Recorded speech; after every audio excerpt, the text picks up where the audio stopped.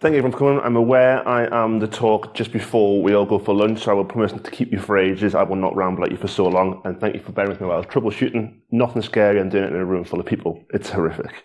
So, my talk is from graduate to consultant. I've been in the industry about 2 years now, and the idea behind the talk was more to give people who are joining the industry, potentially just starting uni or just joining from different roles, a little bit of an understanding of kind of what someone goes through in that sense. There's a few different kind of stories that I wanted to tell just to take away some of the nerves that some people might have for sort of joining the industry in that sense. Firstly, who am I? So I picked on these photos as I'm desperately clinging on to the fact that I graduated uni in 2020 and I don't want to let the student life go. They were me in my 4 years at uni, the final year being me asleep on the sofa, which is very much how I felt a lot of the time. Outside of that, I am a security consultant for Waterston, so I'm sponsoring Cyberfest. A little bit more information about them at the end if you're interested in any sort of roles or anything like that. As I said, I graduated uni in 2020, desperately clinging on to the fact that I am now working full-time, which is weird. I'm a kickboxer. Outside of that, I still have all my original teeth, which I'm very, very lucky about. I'm a metalhead, so if you see me at any gigs, please come and say hello.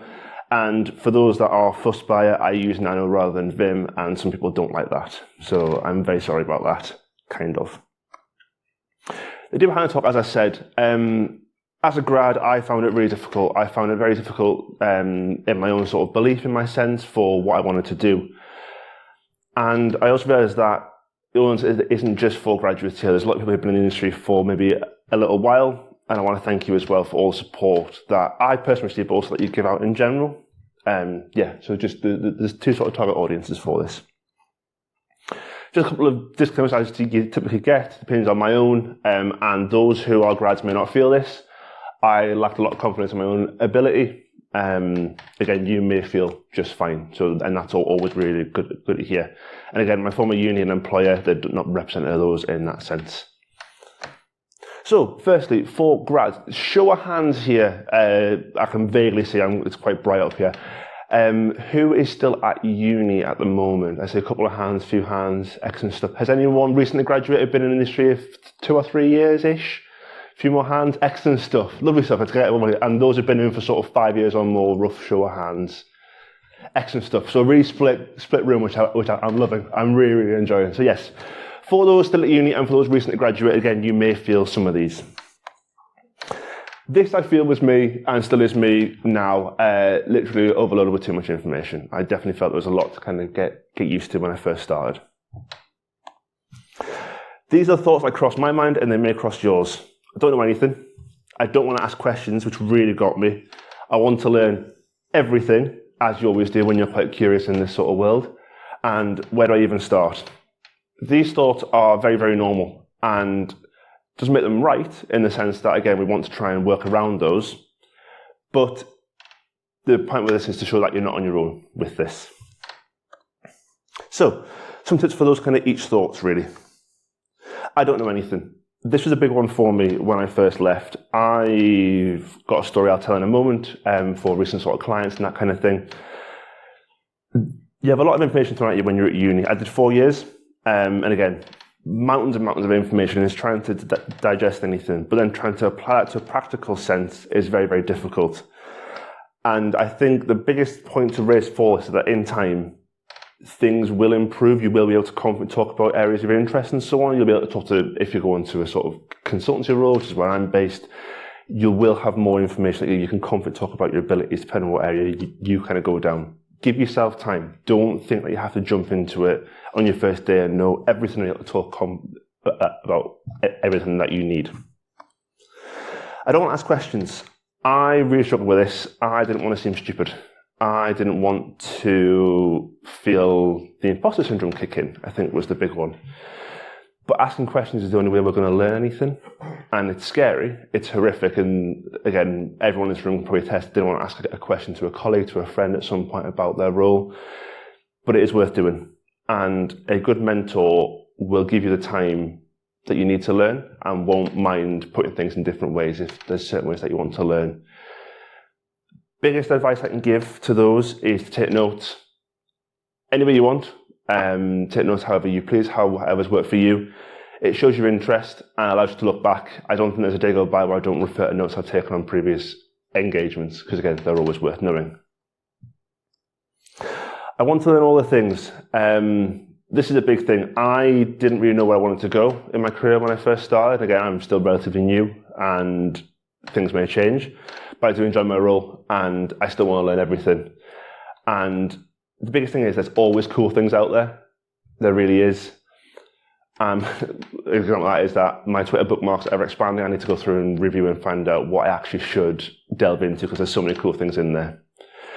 A couple of quotes that people went for me was "inch deep and a mile wide" was a start of a role. Again, you're getting exposed to multiple different sort of technologies and different areas.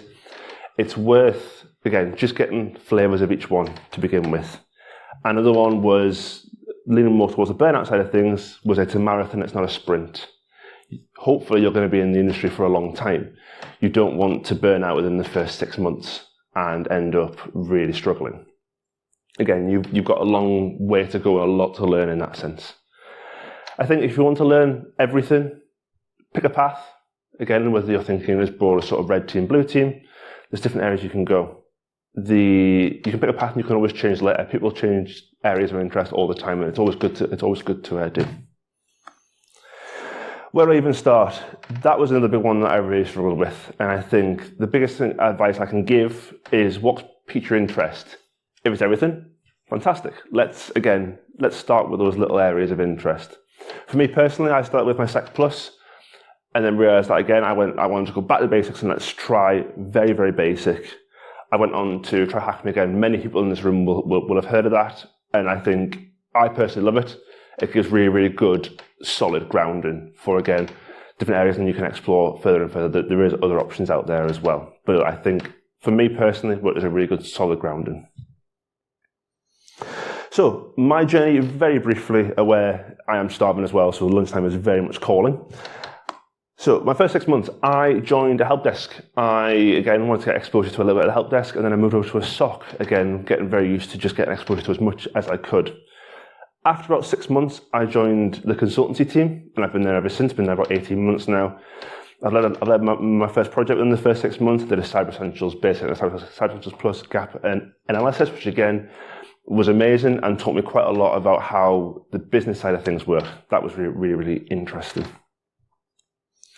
Since then, again, been there about 18 months now. I've had multiple assessment centres, range of clients from really small little housing associations to quite big sort of design firms as well. There's a bunch of different ones out there.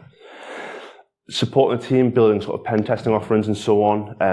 It's a big area now. I achieved my Sec Plus, which was great fun. First exam out of uni, first closed book one in a long time, so that was really interesting, having to remember stuff from the top of my head. I did my Cyber Essentials Basic Assessor course. That was good fun as well. And I'm studying for my CREST CPSA at the moment, which is proving rather difficult, but I am enjoying it. The thoughts I've mentioned earlier, just of how things can be really difficult, and again, the imposter syndrome can kick in. I don't want to ask questions, all that stuff. They do cross my mind daily. Had a couple of setbacks with failing a couple of exams, and again, questioning my own ability, but they will happen, but it's how we keep moving forward, I think, is how much I want to stress for this. For those in the room who've been in InfoSec a while and are supporting a lot of people, I just want to say a big thank you to you.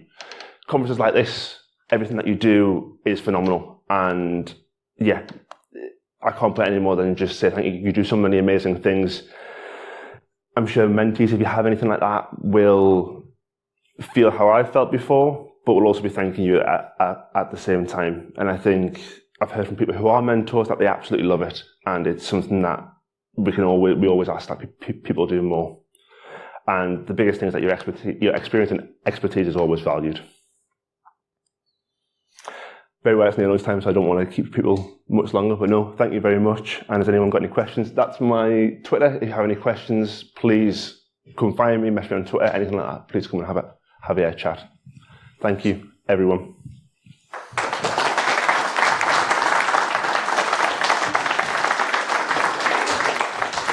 Thank you very much. So, questions for Callum?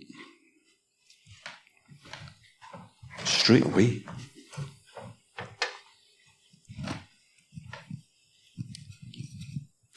Just a quick question.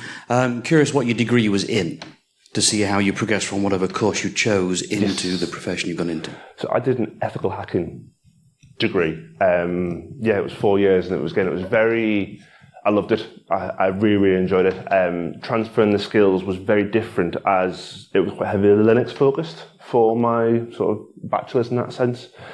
Seeing it go from sort of smaller, sort of in lab time to doing for clients was a big jump, I think. But yeah, I'm very fortunate in the fact that I started with sort of a uni background to come into the industry in that sense, I think.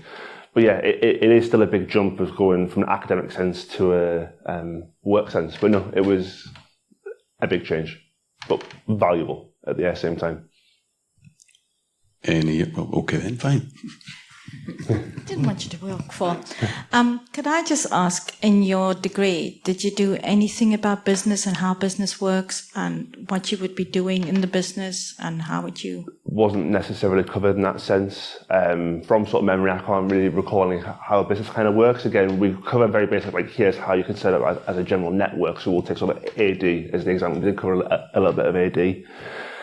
It wasn't covered in kind of how that applies to business, how a business will be set up in that sense, and even things like decision making and so on. That was all learned in my role of having to speak with a client, for example, a recent one.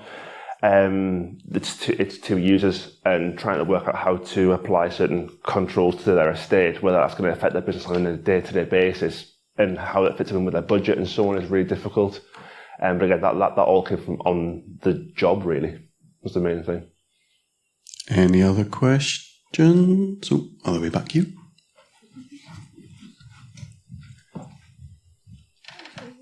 Hello. I just wanted to say, really good talk. I think I saw you a couple of years ago in B-Sides Leeds. Yes. It's really interesting to see your journey. I just wanted to know if you could give one piece of advice to a graduate, say a 2022 graduate. Yeah. What would you give them for someone who wants to get into the industry? Oh, that is a fantastic question. One bit of advice. This is going to sound incredibly cheesy, and I'm very sorry. It's more, I was going to say, like, just do it. I'm not sponsored by Nike or anything. More down the level of, as I say, find your sort of area of interest. If it is everything, have a look at career paths. Again, I'll go back to Try Hack Me. I'm not sponsored, I promise, even though I've got a hoodie with me. That's got a little one, not sponsored. It gives you an idea of career paths that you can go into, and whether that's through the formal education route, apprenticeships, there's different options there to do, and just find what sort of piques your interest, really. And find that area and kind of just see where it can sort of lead you, I think, is the advice that I would give. Okay, any other questions? All the way across, really? All the way across. That's it. Next year, there'll be a queue. You want to do a question, there'll be a queue there, and we'll just set up a mic and I won't have to run about the place. Cheers, thank you. I'm curious. Oh, that's very loud. I'm curious, like, how much you think that people should value certifications in comparison to, say, like making personal projects and things like that. How do you think they sort of compare against each other how do you think they fare against each other when you're applying to positions or trying to progress? Do you think there should be a good mix of both, or would you lean on one side of? Oh, that's a very good question. I would say, personally for me, I find that certs are great. I quite enjoy doing certs. I say enjoy when I pass them and so on, as everyone kind of wants to do. I want to go, yeah, big green tick, you've done it. I really enjoy seeing both. I recently was helping with interviews, and it was a case of seeing what qualifications a person has, but also how they are as a person, especially in a consultancy role is more where I'm speaking from. Again, it's how you can talk to people, how you can talk to a different group of people. I think seeing a personal project, again, whether that could be iOS, for example, writing your own book, that would be phenomenal, because it shows the passion you've got for the role that you may be going into. Certs are great, again, for sort of job sort of specs. Always value, because you clearly have the knowledge there, but also you as a person. I would value both sort of equally, personally anyway. Jobs may be different, but personally I would say both. I would value both this sort of same, really. As a hiring manager, individual projects show what type of person somebody is. Certs, you've gone and sat it, and it can be, if you're looking, depends whether you're looking for entry level or not. Sometimes you'll be hiring for, and you need a particular skill set. Having that cert in that skill set is great, but if you have 1,000 different certs for tons of different skill sets, but you've not been in the industry that long, that just means you're really good at passing exams, which isn't necessarily what I'm looking for. So it's never a bad thing to have a cert, but you have to be able to back it up with I know the stuff. It's not just that I could sit and pass the exams, because I know plenty of people. I know Marines that can do signal intelligence under fire, but cannot sit an open book exam without sweating and failing, which was impressive, because it's an open book exam.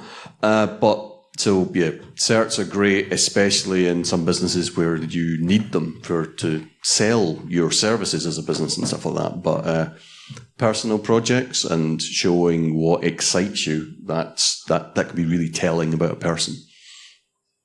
Any other questions? Oh, come on, people.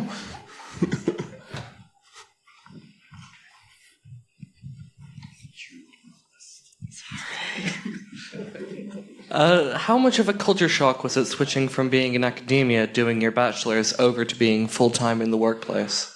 I'm going to say, in a word, huge. Did you have to get up in the morning and stuff like that? Hang on, let me go back. I could no longer do the sleeping in the afternoon. That was interesting. I am not a morning person at all. So that was interesting. And realising that with uni, I very much found that there was an end point. 4 years I'm here, I'll get my degree at the end. In a working world, not necessarily. Again, if you're sort of contracted for 6 months, 12 months, so on, maybe. But for me personally, there was no end date to my sort of employment. I realised that I now make my own path. I've gone from very much from education kind of up through the sort of levels. So yeah, it was a big shock for me. Getting up in the morning was hard. Just little things like that, and realising that this is for a while now, but that's also a really good thing to know that I've got time to build my skills up. It's forever. Yes, it's exactly. Forever. That one over the speakers was horrifically scary. What you do want to do is, because when you're graduating in uni, you've got that plan, and you know in 4 years this is where you're going to be. After that, it becomes your problem to figure out where you're going to be in 4 or 5 years' time. And if you can get yourself a good mentor, there's plenty of communities and stuff like that out there. The first thing they're going to do is turn and say, where do you want to be in 5 years' time? Right, what does that need? What do you have now? How do we get you there? So, you got yourself into uni and someone essentially mapped the course out for you. You now need to go and do that for yourself. Nobody's going to do it for you, and you can coast from one thing to another. But if you want to achieve and you want to get to the top of your profession, you have to have a plan and you have to chase it. And that passion's for you to do. Don't worry about the mic. Question for the room. Has anybody's 5-year plan ever come? Ooh. Yes. See, there you go. You should still have a plan. You don't have to achieve it. Nobody's going to fail you for it, but you should have a plan.